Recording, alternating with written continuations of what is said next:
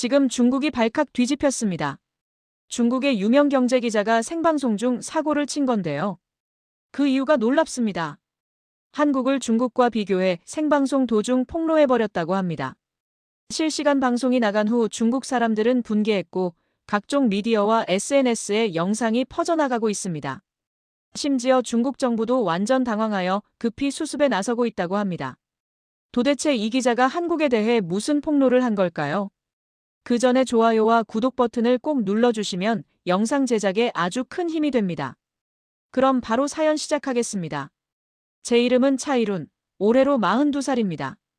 베이징 CCTV 경제부에서 15년째 일하고 있죠.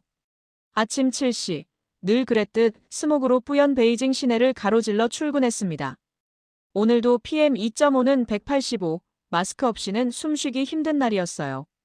경제부 사무실에 들어서자 동료들이 이미 모여 있었습니다. 벽면 모니터 6개에는 각국 증시 현황이 실시간으로 떠올랐죠. 상하이 종합지수 2.3%, 선전 1.8%, 그리고 코스피 마이너스 0.5%. 늘 그렇듯 한국은 빨간색이었습니다. 또 한국이 떨어졌네. 후배 기자 왕리가 코웃음을 쳤어요. 삼성도 이제 중국 기업들한테 밀리는데 뭘 기대하겠어? 다른 기자들도 고개를 끄덕였습니다. 저 역시 지난주에 한국 반도체 신화의 종말이라는 기사를 썼으니까요. 오전 9시 정례회의가 시작됐습니다. 경제부장 류원이 테이블을 두드리며 말했죠. 이번 달 특집 주제는 아시아 경제 지형의 변화다. 특히 한국의 추락을 집중 조명할 거야. 스크린에 그래프가 떴습니다. 중국 GDP 18조 달러, 한국 1.8조 달러. 정확히 10배 차이였죠. 10년 전만 해도 한국이 우리보다 앞섰는데 이제는 우리 발끝에도 못 미쳐. 류 부장의 말에 모두가 웃었습니다. 저는 노트북을 열고 한국 경제 데이터를 검색했습니다. 청년 실업률 25%, 가계부채 GDP 대비 104%, 출산율 0.7. 숫자들이 한국의 암울한 현실을 말해주고 있었죠. 역시 한국은 끝났어. 저는 확신했습니다. 점심시간 구내식당에서 동료들과 대화가 이어졌어요. 한국 드라마는 아직도 봐? 왕리가 물었죠. 그것도 이제 진부해. 중국 드라마가 훨씬 스케일이 크잖아. 다들 동의했습니다. K-POP, K-드라마, 모든 게 과거의 영광일 뿐이라고요. 오후 3시, 편집장실로 호출됐습니다. 순 편집장이 담배를 피우며 말했죠. 차이룬, 자네가 한국 특집을 맡아줘야겠네. 14일간 서울에 가서 직접 취재하게. 저는 놀랐습니다. 15년간 한국을 다뤘지만 한 번도 가본 적은 없었거든요. 한국의 실패를 생생하게 보여주는 거야. 편집장이 연기를 내뿜으며 말했어요. 빈 상가, 실직한 청년들, 무너진 기업들. 시청자들이 원하는 건 그런 거야. 저는 고개를 끄덕였지만 왜인지 마음 한구석이 불편했습니다. 사무실로 돌아온 저는 한국 취재 계획을 짜기 시작했습니다. 그때 인턴 기자 샤오리가 다가왔어요. 선배님, 한국 가보셨어요? 단순한 질문이었지만 저는 말문이 막혔죠. 15년간 수백 편의 한국 비판 기사를 썼는데 단 한 번도 가본 적은 없었어요. 저녁 7시, 퇴근길에 택시를 탔습니다. 라디오에서는 제가 쓴 기사가 인용되고 있었어요. CCTV 차이룬 기자에 따르면 한국 경제는 이미 회생 불가능한 상태. 평소라면 뿌듯했을 텐데 오늘은 달랐습니다. 집에 돌아와 가족들과 저녁 식사를 하고 있을 때 11살 딸 메이메이가 물었어요. 아빠, 한국 가면 블랙핑크 콘서트 볼 수 있어? 저는 피식 웃었죠. 한국엔 이제 그런 것밖에 안 남았단다. 하지만 딸의 반짝이는 눈을 보며 문득 궁금해졌습니다. 정말 그럴까? 밤 11시, 침대에 누워 천장을 바라봤습니다. 내일이면 비행기를 타고 한국으로 떠납니다. 15년 만에 처음으로요. 노트북을 켜고 한국 경제 붕괴 현장 취재 계획이라고 제목을 적었습니다. 그런데 이상하게도 손가락이 망설여졌어요. 붕괴라는 단어를 지우고 실태라고 다시 썼습니다. 왜 그랬을까요? 어쩌면 저도 모르게 15년간의 확신에 작은 균열이 생기기 시작한 것 같습니다. 그리고 14일 후, 저는 완전히 다른 사람이 되어 베이징으로 돌아오게 됩니다. 10월 15일 이 시경 대한항공 KE852편이 인천공항에 착륙했습니다. 창밖으로 보이는 하늘이 믿기지 않을 만큼 파랬어요. PM2.5 수치가 얼마나 될까 핸드폰으로 확인했더니 23. 좋음 단계였죠. 베이징에서는 상상도 못할 숫자였습니다. 기내에서 내리자마자 놀란 건 공기의 냄새였어요. 아니, 냄새가 없다는 게 더 정확하겠네요. 베이징 공항의 그 특유한 매캐한 냄새가 전혀 없었습니다. 심호흡을 해봤죠. 마스크 없이 깊게 숨 쉴 수 있다는 게 이렇게 낯선 경험일 줄이야. 입국 심사대로 향하며 긴 줄을 예상했습니다. 중국에서는 최소 40분은 기다려야 하니까요. 그런데 앞에 단 3명뿐이었어요. 더 놀라운 건 자동 입국 심사대였습니다. 여권을 스캔하고 얼굴을 비추니 5초 만에 통과. 베이징 공항에서는 상상도 못할 일이었죠. 환영합니다. 세관 직원이 중국어로 인사했습니다. 발음이 꽤 정확했어요. 명찰을 보니 김민수라고 적혀 있었죠. 중국어 잘하시네요? 제가 묻자 그가 웃으며 답했습니다. 공항에서 일하려면 기본이죠. 즐거운 여행 되세요. 수화물 찾는 곳도 체계적이었습니다. 전광판에 정확한 도착 시간이 표시되고 10분 만에 가방이 나왔어요. 베이징에서는 30분이 기본인데 말이죠. 게다가 카트가 무료였습니다. 작은 일이지만 왠지 기분이 좋았어요. 공항 로비로 나오자 또 한 번 놀랐습니다. 사람은 많았지만 혼잡하지 않았어요. 모두가 자연스럽게 줄을 서고 목소리를 높이는 사람도 없었죠. 바닥엔 쓰레기 하나 없었고 안내 표지판은 4개 국어로 명확하게 적혀 있었습니다. 택시 승강장으로 나갔습니다. 여기서도 줄이 있었지만 직원이 효율적으로 배치해주고 있었어요. 5분 만에 제 차례가 됐죠. 검은색 소나타가 멈춰섰고 기사님이 내려서 제 캐리어를 트렁크에 실어주었습니다. 어서 오세요. 어디로 모실까요? 50대 중반으로 보이는 기사님이 물었어요. 명찰에는 한태수라고 적혀 있었죠. 제가 호텔 주소를 보여주자 그가 놀라며 물었습니다. 중국에서 오셨어요? 중국어 하세요?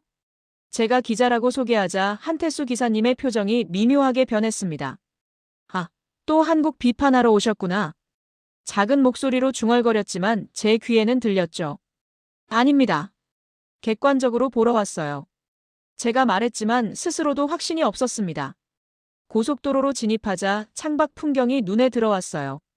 도로는 깨끗했고 차들은 차선을 정확히 지켰습니다. 아무도 경적을 울리지 않았죠. 중국에서는 경적 소리가 일종의 배경음악인데 여기는 조용했습니다. 서울은 복잡하지 않나요? 제가 물었어요. 한태수 기사님이 백미러로 저를 보며 웃었죠. 복잡하긴 해도 무질서하진 않아요. 우리나라 사람들은 기본적으로 규칙을 지키거든요. 라디오에서 뉴스가 흘러나왔습니다. 앵커가 정부 정책을 비판하고 있었어요. 상당히 직설적이었죠. 이런 방송이 가능한가요? 제가 놀라서 묻자 기사님이 웃었습니다. 언론 자유가 있으니까요. 중국은 다르던가요? 강남으로 들어서자 높은 빌딩들이 줄지어 있었습니다. 하지만 베이징과는 달랐어요. 건물들이 조화롭게 배치되어 있었고 거리엔 가로수가 많았죠. 무엇보다 하늘이 보였습니다. 빌딩 사이로 파란 하늘이요. 신호등 앞에서 정차했을 때 보행자들이 횡단보도를 건너는 모습을 봤습니다. 신호를 정확히 지켰고 아무도 무단횡단을 하지 않았어요. 한 할머니가 천천히 걷자 신호가 바뀌었는데도 차들이 기다려주었죠. 미터기 요금이 32,000원입니다. 호텔 앞에 도착하자 기사님이 말했어요. 제가 5만 원을 내밀며 잔돈은 됐습니다 라고 하자 그가 고개를 저었습니다. 아니에요. 정확히 받겠습니다. 그리고 18,000원을 거슬러 주었죠. 호텔 체크인을 마치고 37층 방에 들어갔습니다. 창밖으로 서울 야경이 펼쳐졌어요. 불빛들이 질서정연하게 빛나고 있었죠. 한강이 도시를 가로지르며 흐르고 있었고 다리들이 보석처럼 빛났습니다. 침대에 앉아 오늘 하루를 정리했습니다. 공항, 택시, 거리. 모든 게 제 예상과 달랐어요. 노트북을 켜고 서울 도착 첫날이라고 제목을 적었습니다. 그런데 뭘 써야 할지 막막했죠. 비판할 거리가 하나도 없었으니까요. 창밖을 보며 혼잣말했습니다. 이게 정말 몰락한 나라의 수도인가? 14일간의 취재가 제 생각보다 훨씬 복잡할 것 같다는 예감이 들었습니다. 그리고 그 예감은 정확했죠. 다음 날부터 저는 더 큰 충격들을 마주하게 됩니다. 다음 날 아침 8시 호텔 조식을 먹으며 오늘 일정을 확인했습니다. 오전엔 서울 시내 취재, 오후엔 반도체 연구소 방문이 잡혀 있었죠. 커피를 마시며 창밖을 봤어요. 출근하는 사람들이 빠른 걸음으로 지나갔지만 중국처럼 서로 밀치거나 새치기 하는 모습은 없었습니다. 호텔을 나와 근처 카페를 찾았습니다. 카페 봄날이라는 작은 가게였죠. 취재 노트를 정리하려고 들어갔는데 문을 여는 순간 커피 향이 코를 찔렀어요. 베이징의 스타벅스와는 다른 뭔가 정성이 느껴지는 향이었습니다. 카운터에 20대 후반으로 보이는 여직원이 서 있었어요. 명찰엔 박미소라고 적혀 있었죠. 메뉴판을 보는데 한글을 못 읽어 당황했습니다. 커피? 제가 더듬거리자 그녀가 밝게 웃으며 서랍에서 뭔가를 꺼냈어요. 중국분이시죠? 중국어 메뉴 있어요. 깔끔하게 인쇄된 중국어 메뉴판이었습니다. 일본어, 영어 메뉴도 함께 있었죠. 외국인 손님들이 많이 오셔서 준비해뒀어요. 발음은 서툴렀지만 중국어로 설명해주려 노력하는 모습이 인상적이었습니다. 아메리카노를 주문하고 창가 자리에 앉았어요. 노트북을 꺼내 어제 경험한 일들을 정리하기 시작했죠. 인천공항의 효율성, 택시기사의 정직함, 깨끗한 거리. 쓰다 보니 이상했습니다. 비판 기사를 쓰려왔는데 칭찬할 내용만 가득했으니까요. 집중해서 작업하던 중 전화가 왔습니다. 베이징 방송국의 마오밍 프로듀서였어요. 차이룬, 한국 어때? 망한 거 제대로 보이지? 시끄러운 목소리에 다른 손님들이 쳐다봤죠. 죄송하다는 표정으로 일어나 밖으로 나갔습니다. 아직 판단하기 이릅니다. 좀 더 봐야. 뭘 더 봐? 첫인상이 중요한 거야. 부정적인 면부터 찾아. 마오밍의 다그침에 진땀이 났어요. 통화를 끝내고 카페로 돌아왔는데 제자리가 그대로였습니다. 노트북도 가방도 그대로였죠. 작업을 재개했지만 집중이 안 됐습니다. 20분쯤 지났을까요? 갑자기 깨달았죠. 보조 배터리가 없다는 걸요. 분명 테이블에 놨었는데 2만 위안짜리 최신형이었습니다. 가방을 뒤져봐도 없었어요. 역시 한국도 마찬가지구나. 씁쓸한 마음으로 체념했죠. 짐을 정리하고 나가려는데 카페 문이 벌컥 열렸습니다. 박미소 직원이 헐떡이며 들어왔어요. 얼굴이 빨갛게 상기되어 있었죠. 손님, 잠깐만요. 제게 달려오더니 손에 든 걸 내밀었습니다. 제 보조 배터리였어요. 화장실 가실 때 두고 가신 것 같아요. 다른 손님이 발견해서 저한테 주셨어요. 숨을 고르며 설명했죠. 저는 할 말을 잃었습니다. 중국에서는 상상도 못할 일이었으니까요. 주머니에서 5만 원을 꺼내 살해하려 했습니다. 아니에요, 괜찮아요.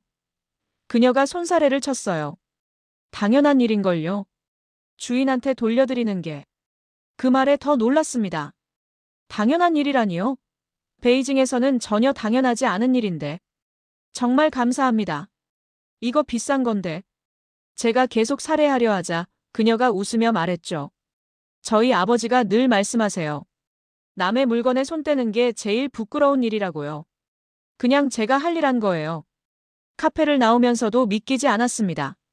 물건을 잃어버렸다가 되찾은 것도 놀랍지만 그보다 살해를 거절한 게 더 충격이었어요. 중국에서는 살해금을 바라고 돌려주는 경우가 대부분이거든요. 길을 걸으며 생각했습니다. 이게 시스템의 문제일까, 사람의 문제일까? 분명 한국도 물질 만능주의라고 들었는데 제가 만난 사람들은 달랐어요.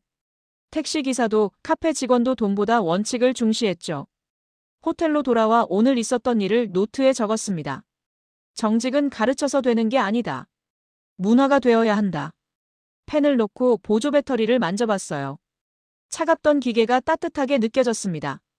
누군가의 선의가 담긴 것 같아서요. 저녁에 호텔 직원에게 물어봤습니다. 한국에서는 분실물이 자주 돌아오나요? 그가 당연하다는 듯 답했죠. 네, 경찰서나 분실물 센터에 가면 대부분 찾을 수 있어요. 한국 사람들은 남의 물건 함부로 안 가져가거든요.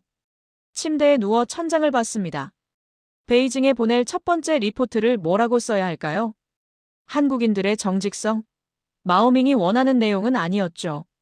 하지만 진실을 외면할 수도 없었습니다. 결국 이렇게 시작했습니다. 한국 사회를 떠받치는 보이지 않는 힘이 있다. 그것은 GDP나 기술력이 아니다. 사람과 사람 사이의 신뢰다. 보내고 나니 걱정이 됐어요. 하지만 동시에 홀가분했습니다. 기자로서 본 걸 썼으니까요. 셋째 날 아침 7시 한국 최대 반도체 연구단지로 향했습니다. 경기도 화성시에 위치한 이곳은 삼성과 SK하이닉스의 핵심 시설이 모여 있는 곳이었죠. 중국에서는 한국 반도체의 몰락을 수없이 보도했는데 과연 현실은 어떨까요? 연구단지 입구에 도착하자 먼저 보안 검색대가 나타났습니다. 경비원이 제 신분증과 사전 허가증을 꼼꼼히 확인했어요. 중국 기자분이시군요. 안내 직원이 곧 오실 겁니다. 정중하지만 단호한 태도였죠. 중국 공장들의 느슨한 보안과는 차원이 달랐습니다. 10분 후 30대 초반의 여성이 나타났어요. 안녕하세요. 홍보팀 김수연입니다. 놀랍게도 유창한 중국어로 인사했죠. 중국어 잘하시네요? 제가 묻자 웃으며 답했습니다. 베이징에서 3년 유학했어요. 차이룬 기자님 기사도 많이 읽었습니다. 순간 긴장했습니다. 제 기사들은 대부분 한국 반도체를 비판하는 내용이었으니까요. 하지만 김수연 씨는 담담했어요. 직접 보시면 생각이 바뀌실 겁니다. 그 자신감이 인상적이었죠.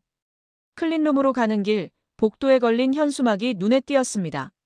나노미터의 전쟁에서 피코미터의 예술로. 김수연 씨가 설명했어요. 이제 3나노 공정을 넘어 2나노, 1나노를 준비하고 있습니다. 중국은 아직 7나노에서 고전하고 있죠. 팩트였습니다. 중국 최고 기업 SMIC도 아직 7나노가 한계였으니까요. 하지만 인정하고 싶지 않았어요. 양산 수율은 어떻습니까? 수익성이 있나요? 반격하듯 물었죠. 초기엔 어렵죠. 하지만 기술은 앞서가는 자가 시장을 지배합니다. 그녀의 대답은 명쾌했어요. 잠시 후 직접 보여드릴게요. 특수방진복으로 갈아입는 데만 20분이 걸렸습니다. 머리카락 한 올도 나와선 안 된다며 3번이나 검사했죠. 드디어 클린룸에 들어갔을 때 숨이 멎을 뻔했습니다. 축구장만 한 공간에 최첨단 장비들이 질서정연하게 배치되어 있었어요. 이게 EUV 장비입니다. 김수연 씨가 거대한 기계를 가리켰어요. 네덜란드 ASM 엘사 제품이죠. 대당 2천억 원, 전 세계에 몇 대 없습니다. 제가 아는 내용이었지만 실물을 보니 압도적이었습니다. 중국은 아직 이 장비를 수입조차 못하고 있으니까요. 0.001가 얼마나 작은지 아세요? 한 엔지니어가 다가와 물었습니다. 머리카락 굵기의 10만 분의 1입니다. 우리는 그 세계에서 매일 싸우고 있어요. 20대 후반으로 보이는 젊은 연구원이었죠. 회의실로 이동해 연구소장을 만났습니다. 60대 초반의 이준호 박사였어요. 중국도 열심히 추격하고 있죠. 하지만 반도체는 돈만으로 되는 게 아닙니다. 그의 눈빛은 날카로웠습니다. 그럼 뭐가 중요합니까? 제가 물었어요. 축적의 시간이죠. 실패의 경험, 노하우, 그리고 사람입니다. 이 박사가 화면을 켰습니다. 이 연구소에만 박사급 인력이 3,000명입니다. 평균 경력 15년 이상이죠. 점심은 구내식당에서 먹었습니다. 놀라운 건 분위기였어요. 나이 많은 박사와 젊은 연구원이 격에 없이 토론하고 있었죠. 그 방식은 비효율적입니다. 20대 연구원이 50대 선배에게 반박했습니다.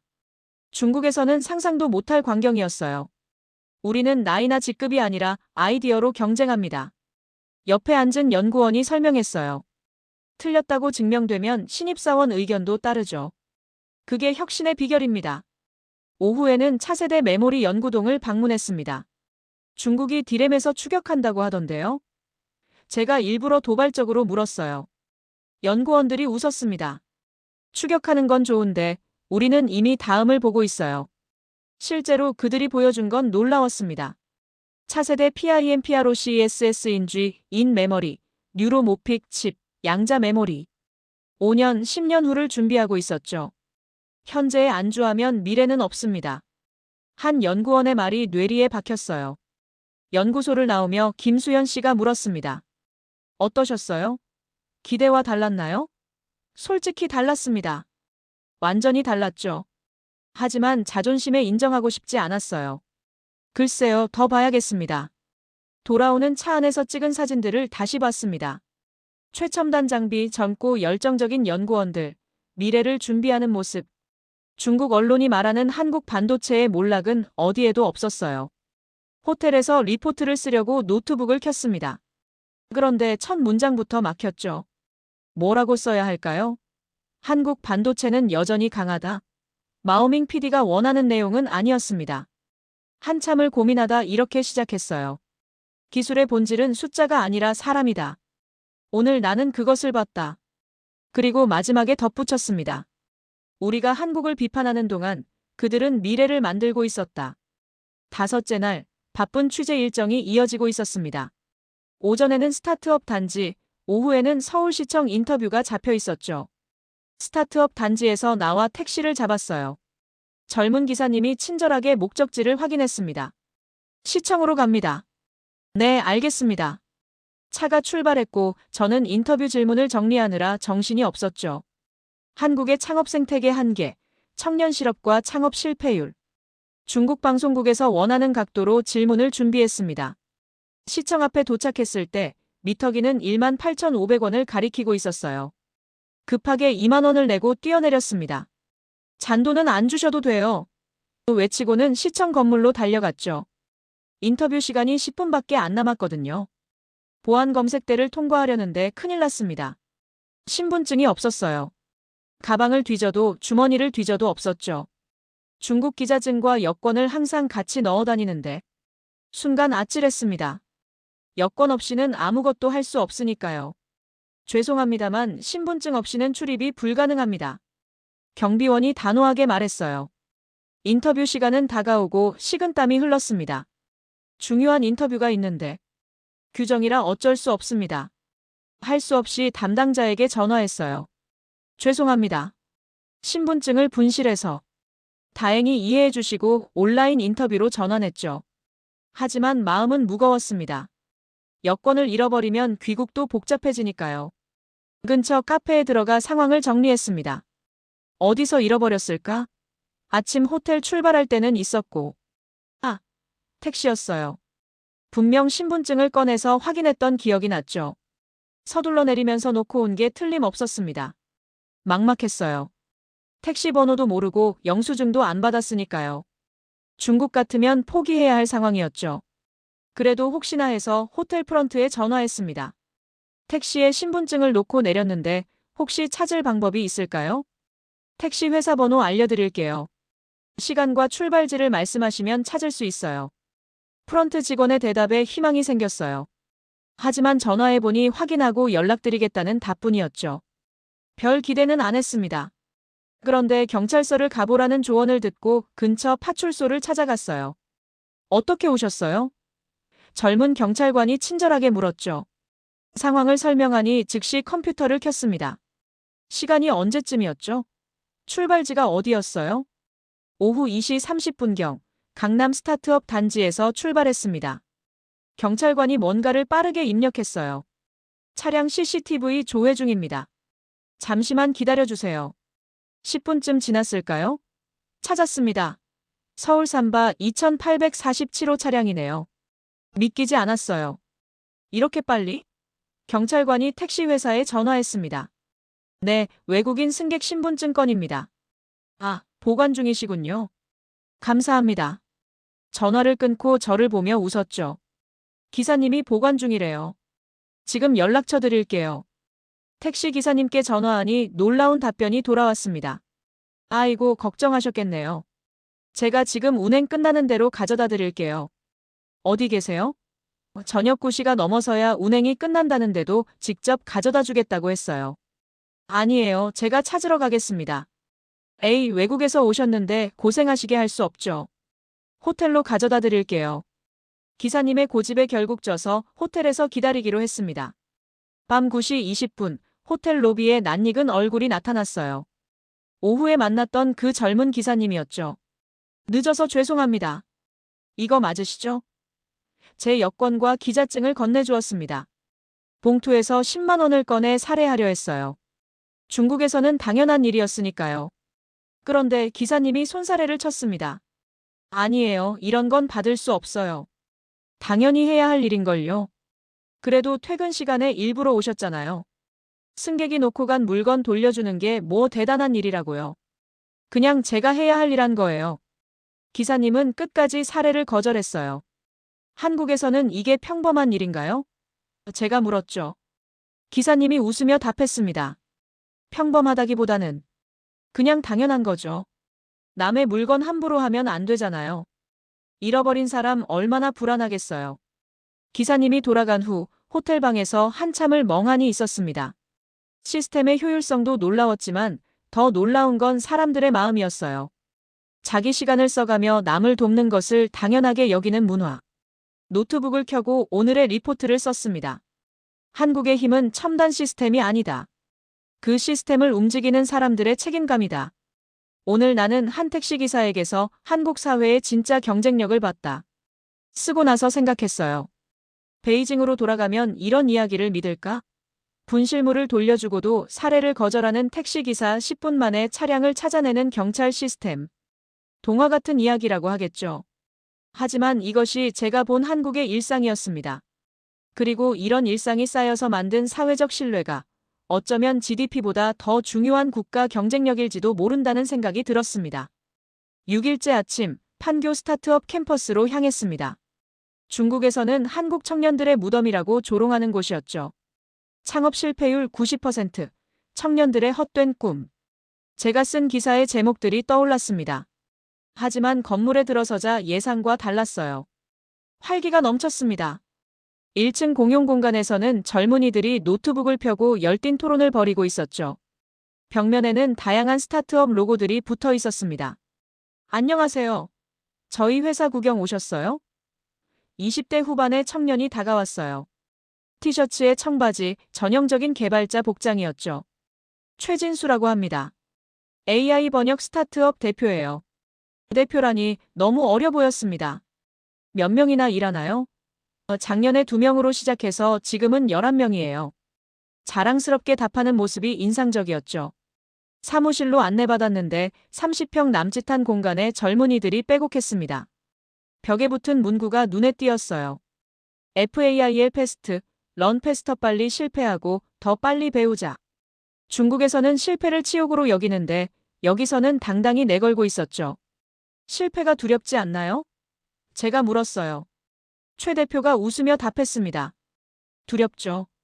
하지만 실패 없이는 혁신도 없어요. 첫 사업은 망했지만 그때 배운 게 지금의 자산이 됐죠. 직원들과 점심을 먹으며 대화를 나눴습니다. 놀라운 건 다들 대기업 출신이었다는 거예요. 삼성 다니다 나왔어요. LG에서 5년 일했죠. 안정적인 직장을 버리고 불확실한 창업에 뛰어든 이유가 궁금했습니다. 대기업은 안전하지만 재미없어요. 한 개발자가 말했죠. 여기서는 제 아이디어가 바로 제품이 돼요. 실패해도 제 책임이고 성공해도 제 성과죠. 그들의 눈은 살아있었습니다. 중국 대기업 직원들의 지친 눈과는 달랐어요. 오후에는 현대자동차 수소연구소를 방문했습니다. 뒤처진 한국자동차라는 기사를 쓴 지 불과 한 달 전이었죠. 중국이 전기차로 세계를 제패할 때 한국은 뭘 하고 있을까요? 수소가 답입니다. 연구소장 이준호 박사가 단호하게 말했어요. 전기차는 해법 중 하나일 뿐이죠. 진짜 미래는 수소에 있습니다. 실험동으로 안내받았는데 거대한 시설이 눈앞에 펼쳐졌습니다. 이게 차세대 수소전지 시스템입니다. 엔지니어가 설명했어요. 5분 충전으로 800km를 갑니다. 부산물은 물뿐이죠. 실제로 시연을 보니 놀라웠습니다. 전기차의 긴 충전 시간 문제를 완전히 해결한 거였죠. 중국은 왜 수소에 투자 안 합니까? 이준호 박사가 되물었어요. 전기차에 올인하셨잖아요. 뼈아픈 질문이었죠. 실제로 중국은 전기차에만 집중하고 있었으니까요. 다양성이 중요합니다. 그가 이어갔어요. 한 가지에만 베팅하면 위험해요. 우리는 전기차도 수소차도 하이브리드도 다 합니다. 시장이 뭘 선택할지 모르니까요. 연구소 구내식당은 작은 유행이었습니다. 한국인, 미국인, 독일인, 인도인. 다양한 국적의 엔지니어들이 자유롭게 의견을 나누고 있었죠. 국적은 중요하지 않아요. 한 연구원이 말했습니다. 중요한 건 아이디어죠. 독일에서 온 엔지니어 마틴과 대화를 나눴어요. 왜 한국을 선택했나요? 자유로워요. 독일은 규칙이 너무 많고 중국은 외국인에게 한계가 있죠. 한국은 능력만 있으면 뭐든 할 수 있어요. 돌아오는 길 두 곳에서 본 공통점을 생각했습니다. 실패를 두려워하지 않는 도전 정신, 다양성을 포용하는 개방성, 그리고 끊임없이 새로운 길을 찾는 유연성. 이게 한국의 진짜 경쟁력이었어요. 저녁에 최진수 대표가 보낸 메시지를 받았습니다. 오늘 중국 VC로부터 투자 제안 받았어요. 기자님 덕분에 자신감을 얻었습니다. 왜인지 제가 더 기뻤어요. 마치 제가 응원한 팀이 이긴 것처럼요. 호텔에서 리포트를 쓰면서 고민했습니다. 한국 스타트업의 거품이라고 써야 할까요? 아니면 본 그대로를 전해야 할까요? 결국 진실을 택했습니다. 한국의 젊은이들은 실패를 두려워하지 않는다. 그들에게 실패는 끝이 아니라 새로운 시작이다. 이것이 한국 경제의 회복력의 비밀이다. 그리고 마지막에 이렇게 덧붙였어요. 중국이 확신에 찬 한길을 갈 때 한국은 여러 가능성을 실험하고 있었다. 누가 옳은지는 시간이 말해줄 것이다. 베이징의 마오밍 PD에게서 전화가 왔습니다. 차이룬, 뭐 하는 거야? 한국 칭찬 기사만 보내고. 화난 목소리였죠. 사실을 전하는 겁니다. 사실? 우리가 원하는 건 시청률이야. 전화를 끊고 창밖을 봤습니다. 판교의 불빛들이 반짝이고 있었어요. 저 불빛 하나하나가 누군가의 꿈이겠죠. 실패할 수도 성공할 수도 있는. 하지만 중요한 건 그들이 도전하고 있다는 것이었습니다. 내일은 한국방송국을 방문합니다. 과연 한국 언론은 어떨까요? 중국처럼 통제되고 있을까요? 아니면 또 다른 놀라움이 기다리고 있을까요? 일주일째 아침 KBS 방송국으로 향했습니다. 중국에서는 정부의 나팔수라고 비웃는 한국 공영방송이었죠. 과연 얼마나 통제되고 있을까? CCTV와 비교하면 어떨까? 궁금하면서도 이미 답을 알고 있다고 생각했습니다. 여의도 KBS 본관 앞에 섰을 때 건물 외관은 CCTV만큼 화려하지 않았어요. 하지만 로비에 들어서자 분위기가 달랐습니다. 시민들이 자유롭게 드나들고 1층 전시 공간에는 방송 역사와 함께 비판적 보도 사례들도 전시되어 있었죠. 차이룬 기자님, 어서 오세요. 30대 중반의 여성이 다가왔습니다. 저는 시사제작부 김서연 PD입니다. 중국어 못해서 죄송해요. 그녀의 웃음은 진심이 느껴졌어요. 형식적인 중국식 환대와는 달랐죠. 9층 뉴스룸으로 올라가는 엘리베이터 안에서 김 PD가 말했습니다. 오늘 마침 아침 편집회의가 있어요. 참관하실래요? 놀랐습니다. 중국에서는 외부인에게 편집회의를 공개하는 건 상상도 못할 일이었으니까요. 뉴스룸에 들어서자 열띤 토론이 한창이었습니다. 이 표현은 너무 자극적이야. 사실 확인됐어? 정부 발표 그대로 쓰면 안 돼. 반대 입장도 들어야지. 기자들이 거침없이 의견을 주고받았어요. 대통령 정책 비판 보도인데 괜찮습니까? 제가 조용히 물었죠. 김 PD가 당연하다는 듯 답했어요. 그게 언론의 역할이잖아요. 권력 감시요. 한 중년 기자가 목소리를 높였습니다. 이건 명백한 정책 실패야. 숫자로 다 나와 있잖아. 젊은 기자가 반박했죠. 하지만 너무 단정적이에요. 다른 시각도 있어요. 놀라운 건 나이나 직급과 관계없이 토론한다는 거였어요. 중국 기자분이시네요. 편집회의를 주재하던 부장이 저를 발견했습니다. 네, 견학 왔습니다. 좋아요. 우리가 어떻게 일하는지 잘 보세요. 숨길 것 없으니까요. 회의가 끝난 후 김서연 PD와 커피를 마시며 대화했어요. 정부 압력은 없나요? 솔직히 물었죠. 그녀가 웃었습니다. 압력이야 있죠. 하지만 굴복하면 언론이 아니잖아요. 불이익은 없습니까? 가끔 정치인들이 인터뷰 거부하기도 해요. 하지만 그것도 보도하죠. 아무개 장관, KBS 인터뷰 거부 이렇게요. 농담처럼 말했지만 중국에서는 상상도 못할 일이었습니다. 점심은 구내식당에서 먹었는데 벽면 TV에서 KBS 뉴스가 나오고 있었어요. 앵커가 정부의 부동산 정책을 조목조목 비판하고 있었죠. 저거 괜찮아요? 제가 놀라서 물었습니다. 뭐가요? 김 PD가 되물었어요. 정부 비판을 공영방송에서. 그게 이상한가요? 우리한테는 일상인데.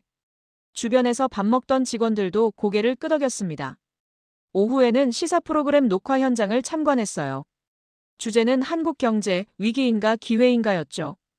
패널로 정부 관계자, 야당 의원, 경제학자, 시민단체 대표가 나왔습니다. 토론은 격렬했어요. 정부가 망쳤다. 야당이 발목 잡았다. 서로 언성을 높였죠. 하지만 사회자가 절묘하게 균형을 잡았습니다. 시청자분들이 판단하실 겁니다. 녹화가 끝난 후 출연자들이 웃으며 악수했어요. 토론은 토론이고 우리는 동료죠.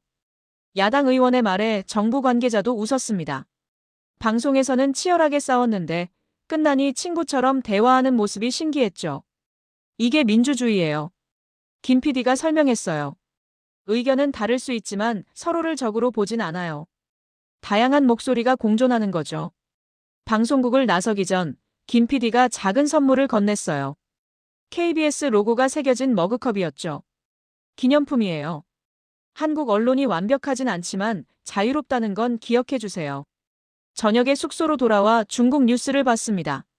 모든 채널이 똑같은 논조로 정부 정책을 찬양하고 있었어요. 채널을 돌려도 마찬가지였죠. 순간 답답함이 밀려왔습니다. 노트북을 열고 오늘 본 것을 정리했어요. 한국 언론은 시끄럽다. 하지만 그 시끄러움이 건강한 사회의 증거다. 다양한 목소리가 공존하고 권력을 비판할 자유가 있다. 쓰다가 멈췄습니다. 이런 내용을 베이징에 보내도 될까요? 아마 검열에 걸릴 겁니다. 하지만 진실을 외면할 수도 없었죠. 고민 끝에 이렇게 마무리했습니다. 완벽한 언론은 없다. 하지만 자유로운 언론은 있다. 오늘 나는 그것을 봤다. 김서연 PD에게서 메시지가 왔어요. 내일 시간 있으면 전통시장 가요. 진짜 한국을 보여드릴게요. 전통시장이라. 낙후된 모습을 기대했던 저에게 또 어떤 놀라움을 줄까요? 마오밍 PD에게서 또 전화가 왔습니다. 차이룬. 방송국 갔다며? 언론 통제 실태 제대로 까발렸지? 네. 까발렸습니다. 제가 대답했어요. 사실 그대로를요. 한국 언론이 얼마나 자유로운지를. 14일간의 취재를 마치고 베이징으로 돌아온 날 공항에서부터 무거운 마음이 들었습니다. 스모그로 뿌연 하늘, 질서 없이 밀치는 사람들, 고함치는 택시 기사들. 불과 2주 전엔 일상이었던 풍경이 이제는 낯설게 느껴졌어요. 다음 날 아침 CCTV 본사로 출근했습니다. 엘리베이터에서 만난 동료들이 반겼죠. 차이룬. 한국 제대로 취재했다며? 시청률 대박 날 거야. 하지만 그들의 기대와 제가 본 진실 사이의 간극이 너무 컸습니다. 편집장실로 호출됐어요. 순 편집장과 마오밍 PD, 그리고 경영진 몇 명이 기다리고 있었죠. 자, 우리의 스타 기자가 왔군. 한국의 몰락상을 생생하게 봤겠지? 순 편집장의 목소리는 기대로 가득했습니다. 보고서 읽어봤어. 마오밍이 서류를 집어던졌어요. 이게 뭐야? 한국 칭찬 일색이잖아. 우리가 원한 건 이게 아니야. 목소리가 높아졌죠. 진실을 쓴 겁니다. 제가 조용히 대답했습니다. 진실? 편집장이 코웃음 쳤어요.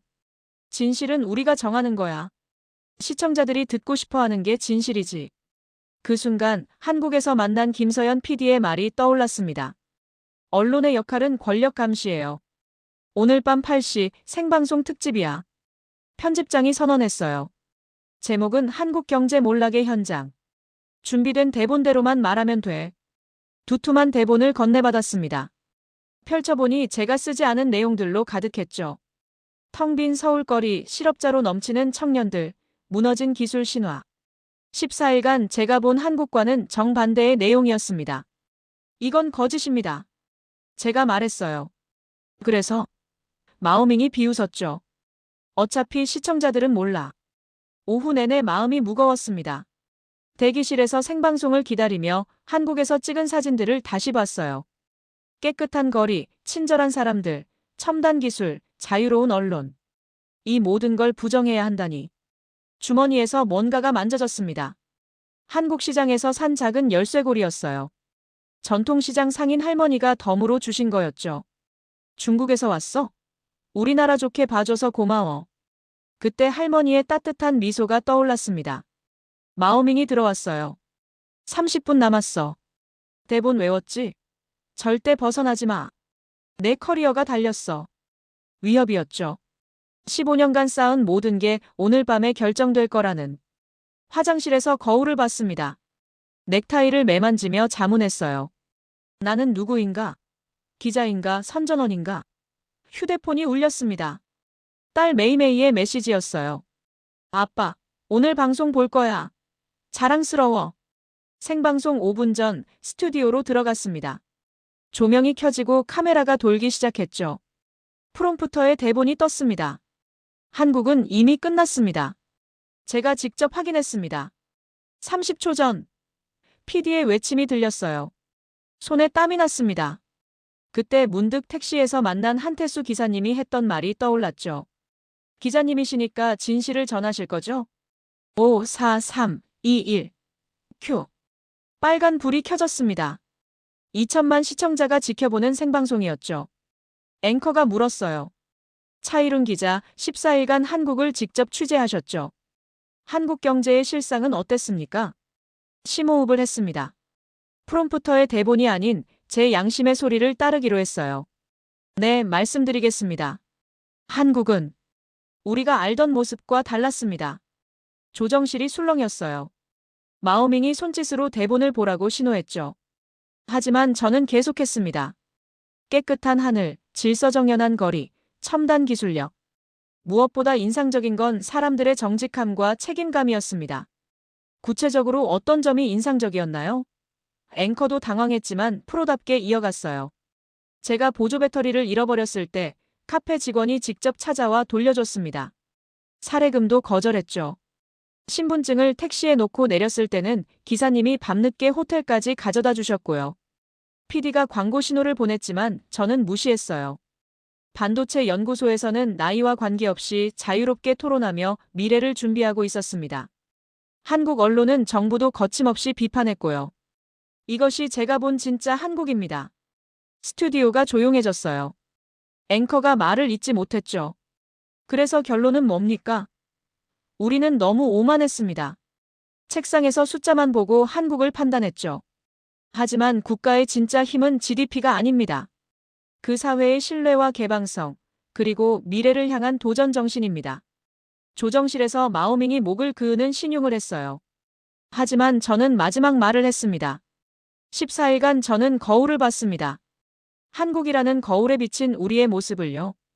우리가 정말 올바른 길을 가고 있는지 다시 생각해 봐야 합니다. 방송 종료. 빨간 불이 꺼졌습니다. 스튜디오는 묘한 정적에 휩싸였죠. 그때 누군가가 박수를 치기 시작했어요. 카메라맨이었습니다. 이어 음향 담당자도 조명 담당자도 박수를 쳤죠. 마오밍이 뛰어들어왔어요. 미쳤어? 내 커리어는 끝났어. 하지만 이상하게도 홀가분했습니다. 15년 만에 처음으로 진짜 기자가 된 기분이었으니까요. 휴대폰이 미친 듯이 울렸습니다. SNS는 폭발했죠. 용기 있는 기자, 진실을 말하다. 하지만 배신자, 서구의 앞잡이라는 비난도 쏟아졌어요. 그중 한 메시지가 눈에 띄었습니다. 선배님, 드디어 진짜 기자가 되셨네요. 후배 유펑이었죠. 그리고 딸에게서도 메시지가 왔어요. 아빠 멋있었어. 진짜 자랑스러워. 다음 날 예상대로 징계 통보를 받았습니다. 하지만 후회는 없었어요. 주머니에서 한국 열쇠고리를 꺼내보았습니다. 작은 태극기가 그려진 그것이 제게는 진실의 상징 같았죠. 일주일 후 뜻밖의 제안을 받았습니다. 한국의 한 언론사에서 객원 기자로 와달라는 거였어요. 그리고 저는 지금 인천공항행 비행기를 기다리고 있습니다. 이번엔 관광객도 취재 기자도 아닌 진실을 찾아 떠나는 한 사람으로서 말이죠.